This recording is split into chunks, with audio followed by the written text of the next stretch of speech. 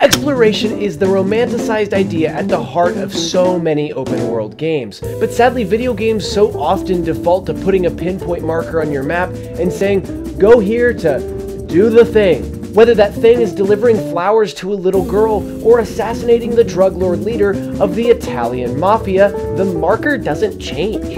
So the little girl with the flowers in her hands wasn't the leader of the Italian mafia? Shoot. Yeah, I got the choir boys in the trunk. This mundane, follow-the-line-on-the-map style of traversal can create long periods of boredom, as nothing is really required of the player, just like a game of volleyball. But some games push away the conventional styles of open-world navigation and offer more involvement for the player. So let's take a look at the games that drive exploration and navigation in unique ways. Before I start, I want all of you to take the open-world Ubisoft games you might be thinking of and throw them out the window. Make sure your window's open first, though. One of the best formulas for open-world exploration and navigation was laid out by Legend of Zelda: Breath of the Wild. Rather than launching you off onto a series of quests to learn more or prepare, the game gives you one task: defeat Ganon. How you do so is completely up to your discretion. You might launch yourself straight into the fight in 15 minutes with a complex bomb-hopping trick, or you might touch every corner of the map, meeting hundreds of characters and preparing for your final bout. This choice is up to you. Although if you're anything like me, you'll probably kill yourself 100 times trying to do that bomb-hopping trick, and you should probably just stick to killing goblins with sticks. Games like Sable have followed in Breath of the Wild's footsteps by telling the player how the game ends and allowing them to find their own way to it, giving the player an overwhelming sense of agency over the character and creating a healthy dose of immersion. Genshin Impact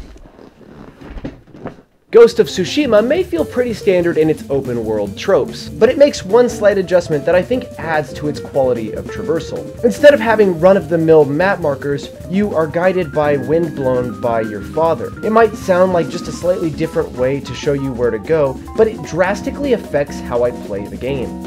It takes a lot of tension off the pursuit of the next mission and rather encourages the player to meander to their next objective, finding every shrine and side encounter on your journey and doing them without some looming stay-on-task marker. You feel encouraged to save Tsushima rather than just defeat it. When pushing off from your home on Timberhearth in the game Outer Wilds, you are given a breadcrumb and a signal scope, a machine used to locate the origin of sounds. That breadcrumb is to find a character on the moon, and you know from talking to people on Timberhearth that that person is whistling. As you fly around, you hone in on a planet with whistling emitting from it, and you discover the character Esker, who will now push you to explore more of the moon and eventually other planets.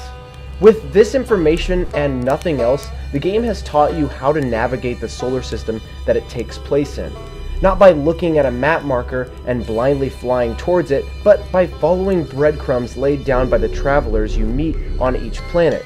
Travelers who were easily discoverable due to their distinct sounds heard through your signal scope.